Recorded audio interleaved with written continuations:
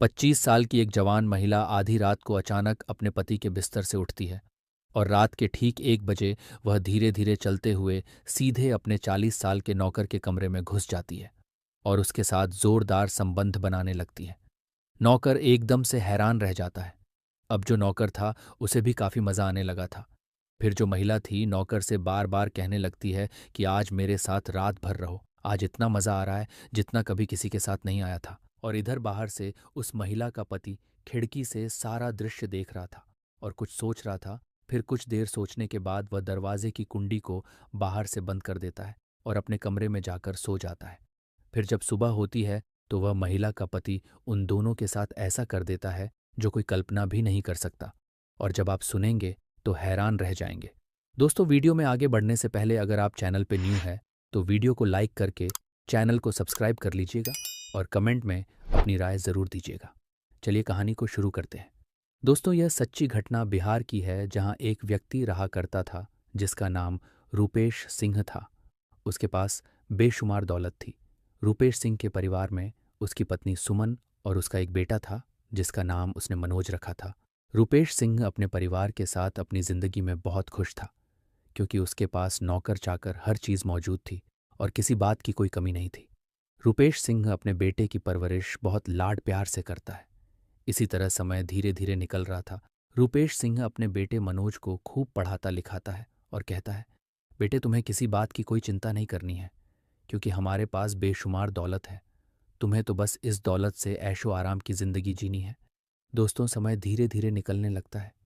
रूपेश सिंह का जो बेटा था वह ऐशो आराम की जिंदगी जी रहा था। तकरीबन जब मनोज की उम्र 25 साल हो जाती है तब भी रूपेश सिंह ने उसका विवाह नहीं किया था।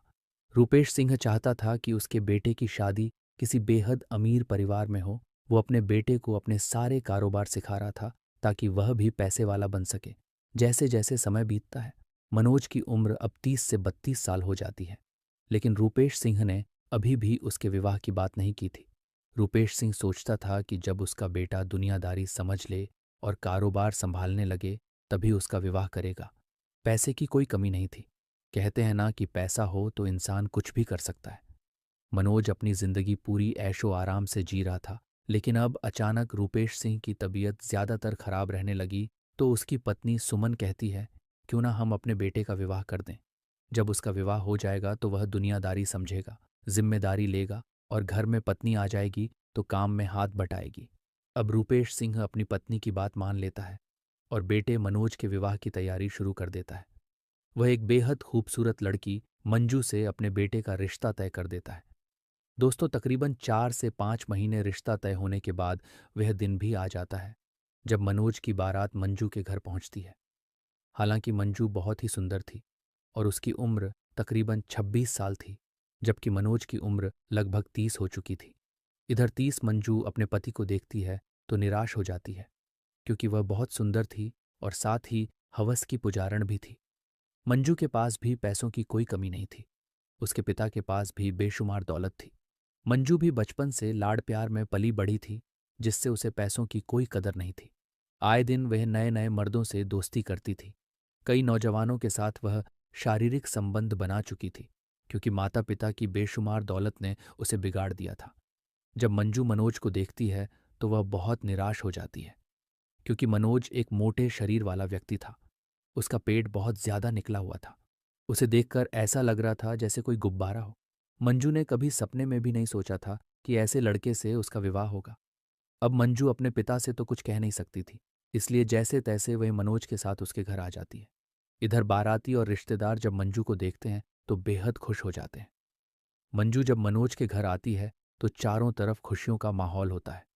फिर जब मनोज और मंजू की सुहागरात होती है तो रात के तकरीबन 10 बजे मनोज अपनी पत्नी के कमरे में जाता है। वह अपनी पत्नी का चेहरा देखता है और बहुत खुश होता है। उधर मंजू कहती है, मेरे लिए आप क्या लेकर आए हो? तुम्हें क्या चाहिए? हमारे पास बेशुमार दौलत है, बहुत सारा पैसा है। तुम जो भी चीज़ कहोगी वह चीज़ तुम्हारे लिए लाकर दे दी जाएगी।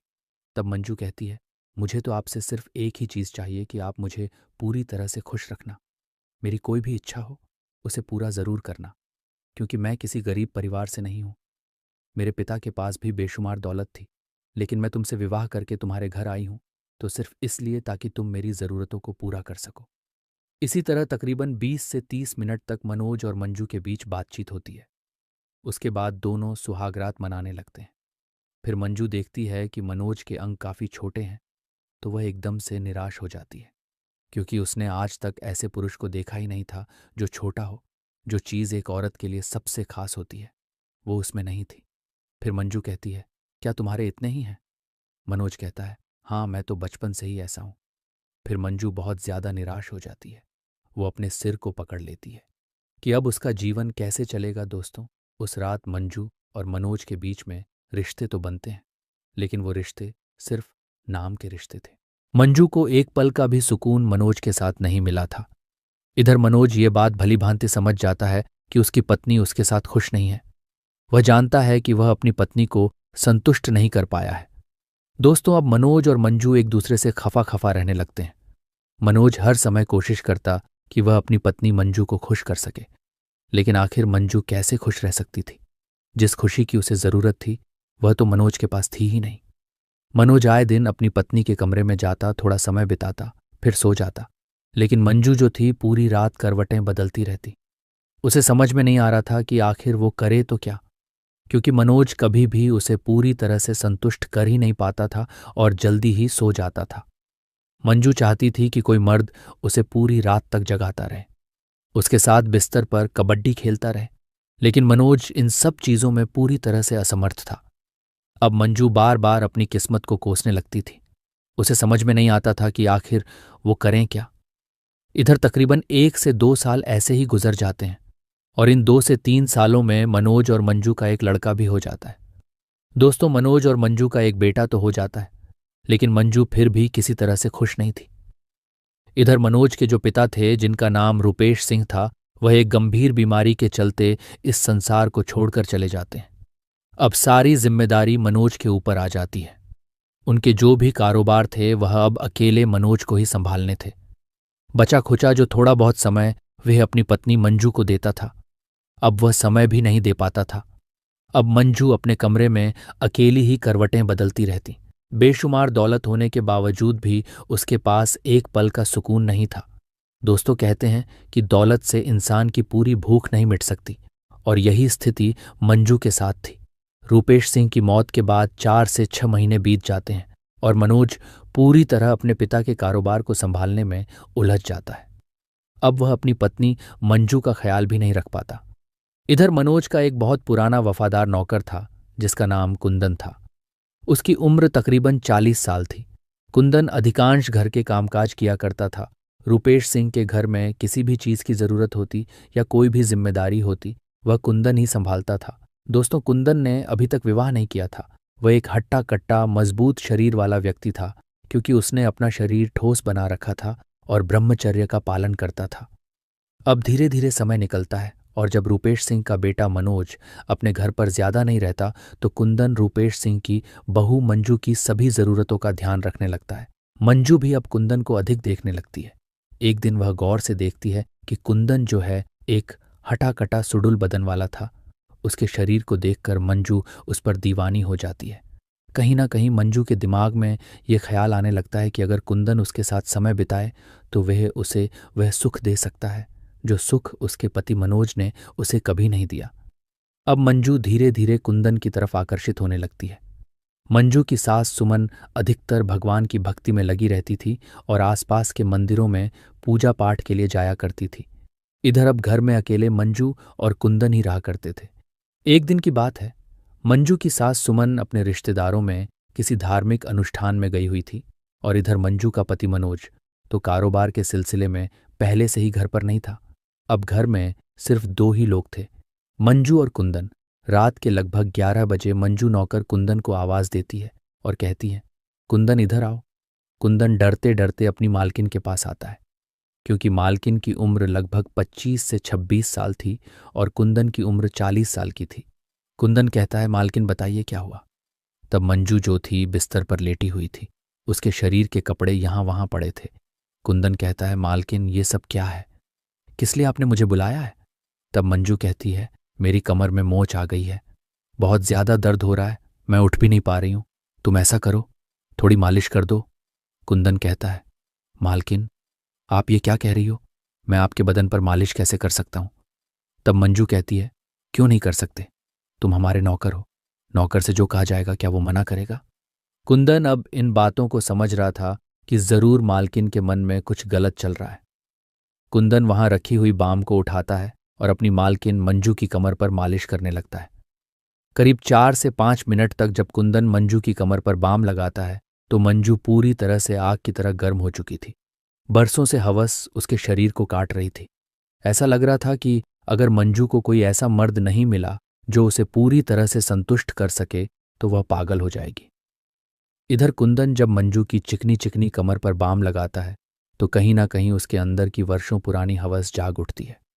उसका अकेलापन अब हावी होने लगता है। कुछ अजीब अजीब ख्याल उसके मन में आने लगते हैं। वो भूल चुका था कि वह किस घर में है और किसके साथ है। कुंदन अब अपना होशवास खो बैठा था। धीरे धीरे वह मंजू के पूरे शरीर पर बाम लगाने लगता है।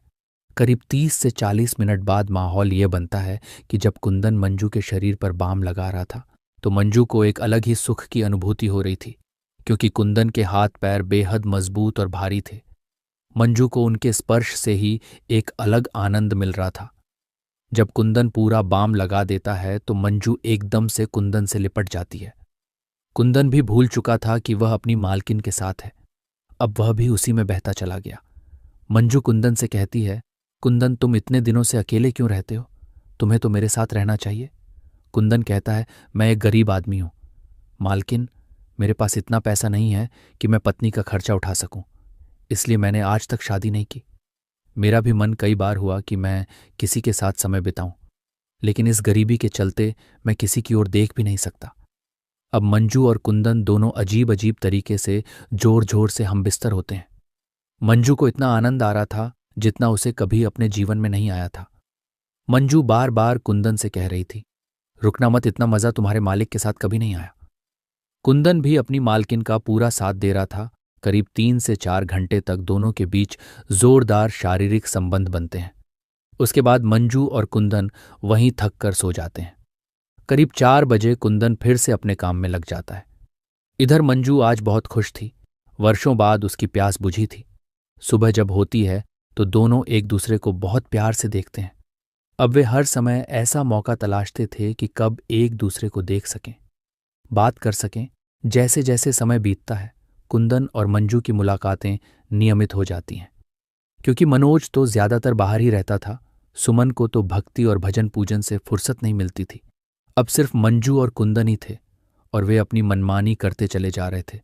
करीब 7 से 8 महीने ऐसे ही गुजर जाते हैं। आज तक किसी को भी इस बात की खबर नहीं थी कि घर में क्या चल रहा है। दोस्तों, जब 9 महीने गुजरते हैं, एक दिन मनोज अचानक घर आता है। वह मंजू के साथ कुछ समय बिताता है।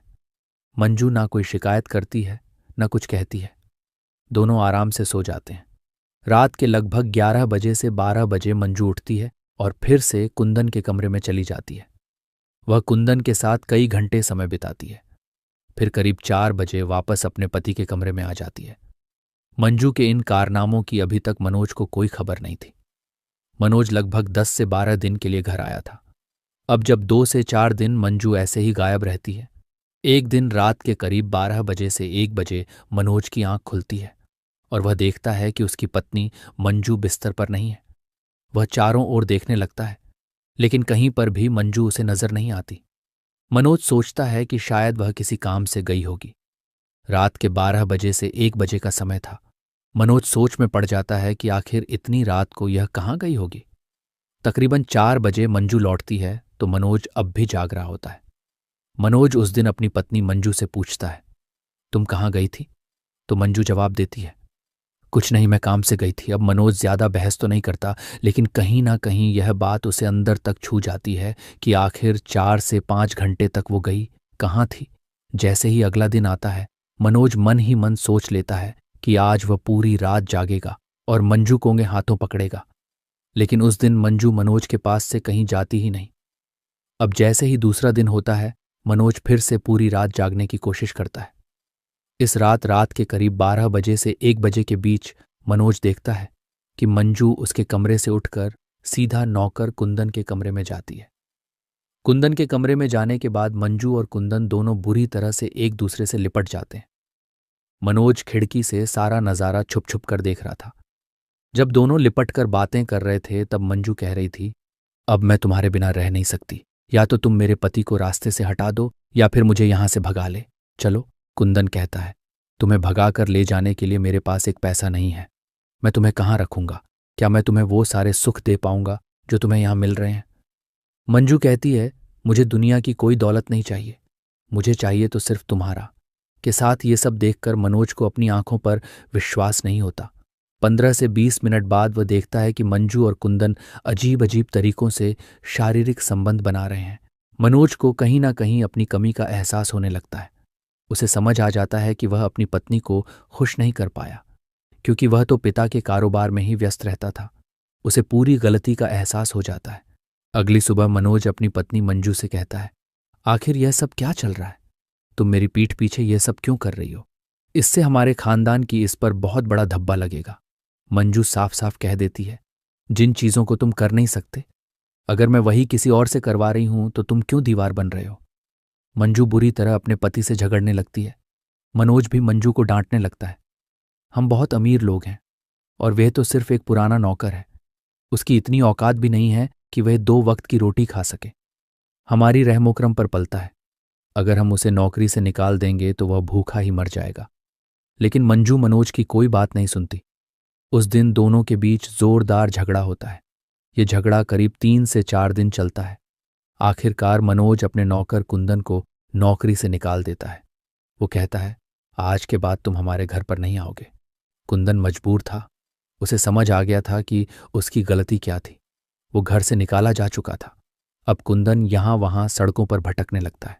आसपास उसे कोई भी काम नहीं मिल रहा था। 15 दिनों में उसकी सारी जमा पूंजी खत्म हो चुकी थी।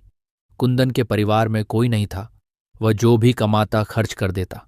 इधर मंजू जब देखती है कि कुंदन के पास अब एक फूटी कौड़ी भी नहीं है और वह भूखा मरने की कगार पर है, तो वह कुंदन के लिए दुख महसूस करने लगती है, क्योंकि मंजू अब पूरी तरह कुंदन की दीवानी बन चुकी थी।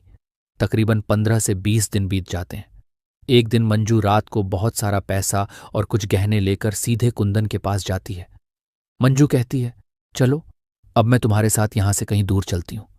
कुंदन कहता है, मेरे पास तो एक फूटी कौड़ी भी नहीं है। हम कहीं जाएंगे तो खाएंगे क्या? मंजू कहती है, मैं बहुत सारा पैसा और गहना लेकर आई हूं। इसे बेचकर हम नया कारोबार करेंगे। अब मैं उस घर में एक पल भी नहीं रहूंगी जहां झूठी शान और झूठा दिखावा है। वो पति किस काम का जो एक पल का भी सुख ना दे सके। मैंने तुम्हारे साथ अगर सुख पाने की कोशिश की तो उसमें भी वह दीवार बन गया। मंजू और कुंदन उस रात घर छोड़कर बहुत दूर निकल जाते हैं। एक नए शहर में जाकर नया जीवन शुरू करते हैं। कुंदन मेहनत मजदूरी करने लगता है। मंजू अब किराए के एक छोटे से मकान में कुंदन के साथ रहने लगती है। उसे यह बिल्कुल अच्छा नहीं लगता कि कुंदन मजदूरी करे। मंजू खुद सड़क किनारे एक छोटा सा प्लॉट खरीदती है और वहां एक छोटा सा ढाबा खोल लेती है। अब कुंदन उस ढाबे को चलाता है और मंजू खुद अपने हाथों से खाना बनाती है। ध्यान देने की बात है, जो मंजू कभी अपने लिए खाना नहीं बनाती थी, जो नौकरों से काम करवाती थी, वो आज कुंदन के प्यार में अपने हाथों से खाना बनाकर लोगों को खिला रही है। एक दिन मनोज यानी मंजू का पहला पति उसी जगह पे घूमते घूमते किसी काम से गया था। उसे यह नहीं पता था कि कुंदन इधर ही होगा। जब उसे भूख लगती है तो उसी पास एक ढाबा दिखाई देता है।